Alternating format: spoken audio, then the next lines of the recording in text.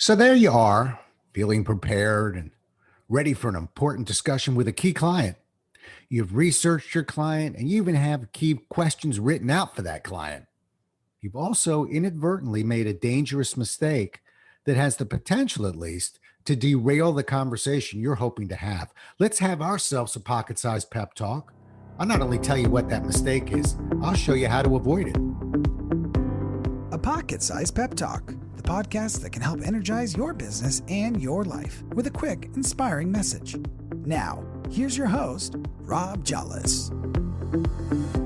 It seems basic to be told, taught, monitored to ask questions when we communicate with friends or clients. I can't imagine anyone who's been trained to sell who's not been taught this lesson and taught this lesson multiple times. Well, I'm here to tell you it's working. More and more companies are working hard to get their salespeople to ask questions. Many are even writing the specific questions they want their salespeople to ask down for them so they don't mess it up. Yep, we're winning the question war. More and more sales professionals are asking questions. The problem is it's doing them little good. This isn't because they aren't asking questions.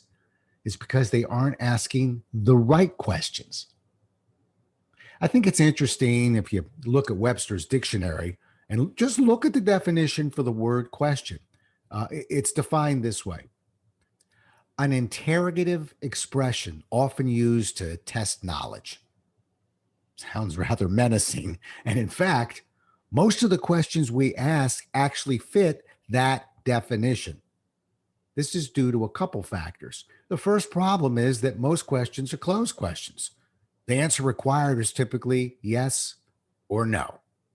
This creates an exchange that sounds more like an interrogation than a conversation. And then the second factor is that most questions that are prepared ahead of time dramatically limit an opportunity for an actual discussion.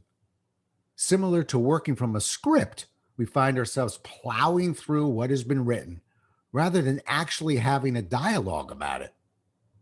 Go for a doctor's appointment and you'll typically observe the questioning issues I just mentioned.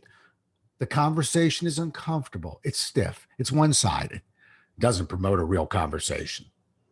Minus the gown, that's the same environment you're creating when you ask a bunch of closed questions in rapid fire with no real follow-up to the responses you're receiving.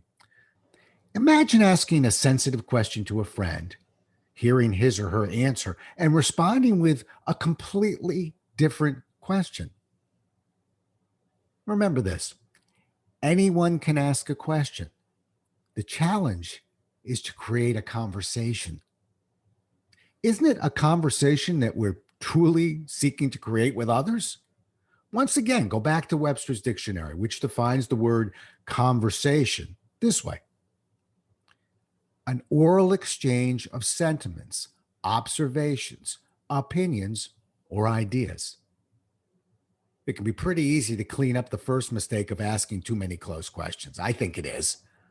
If you simply focus on the first word of every question you ask, you can solve the closed question issue. Start your sentences with words like what, or how, or why, or tell, or describe, or a host of other words like these, and you won't have to worry about limited responses to your questions. But again, that's the easy one.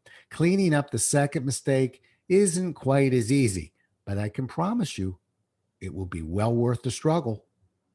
Now, I'm not opposed to preparing some important, well thought out questions in advance, but the real conversation will come from your follow up questions to the answers you've just heard. For instance, I may ask to hear what my client's long term goals are or a friend's long term goals. But when I listen to the response, I can then ask two or three more questions that dig a little deeper. That's how I really can create a conversation. If you stay in the moment, you won't have to look too hard for these questions because they'll be coming directly from the responses you're receiving. These questions or prompts can be as simple as tell me more or and then what? It's these questions that show you're truly listening. It's these questions that show you truly care. It's these questions that show you truly understand. It's these questions that show you are truly authentic and should be believed.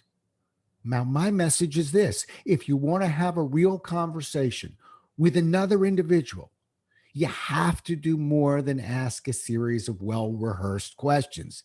You need to keep your questions open, listen to the answers, and follow up with those responses with additional, real, genuine questions. Thanks so much for listening. If you enjoyed today's show, please rate and recommend it on iTunes, Outcast, or wherever you get your podcasts. You can also get more information on this show and Rob at jollis.com.